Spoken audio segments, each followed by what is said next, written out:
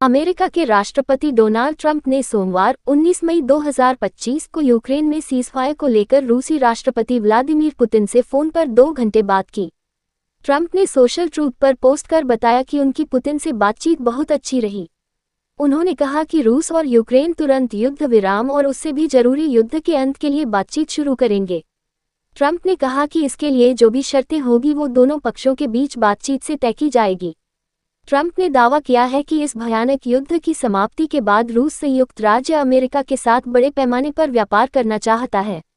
उन्होंने कहा, ये रूस के लिए बहुत बड़ी मात्रा में नौकरियां और संपत्ति बनाने का एक जबरदस्त अवसर है।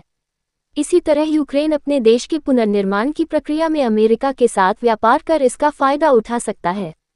ट्रंप ने कहा कि पुतिन से बात करने के तुरंत बाद उन्होंने यूक्रेन के राष्ट्रपति वोलोदिमिर ज़ेलेंस्की, यूरोपियन यूनियन की अध्यक्ष Ursula von der Leyen, France के राष्ट्रपति इमैनुएल मैक्रों, इटली की प्रधानमंत्री जॉर्जिया मेलोनी, जर्मनी के चांसलर फ्रेडरिक मर्ज और फिनलैंड के राष्ट्रपति अलेक्जेंडर स्टब को इस बारे में सूचित किया।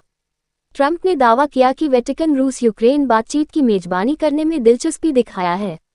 रूस राष्ट्रपति व्लादिमीर पुतिन ने रविवार 18 मई 2025 को कहा कि परमाणु हथियारों के इस्तेमाल के बिना भी रूस के पास यूक्रेन अभियान को पूरा करने और अपने निर्धारित लक्ष्यों को प्राप्त करने के लिए पर्याप्त बल है। उन्होंने कहा, हमें ये गलती परमाणु हथियारों का इस्तेमाल करने के लिए मजबूर करने के कई प्रयास किए गए, लेकिन हमारे पास इस विकल्प के बिना भी उद्देश्यों को प्राप्त करने के लिए पर्याप्त बल है। पुतिन ने कहा, इसका उद्देश्य इस संकट के मूल कारणों को समाप्त करना, दीर्घकालिक और स्थायी शांति के लिए परिस्थितियां बनाना और रूस को सुरक्षा प्रदान करना है।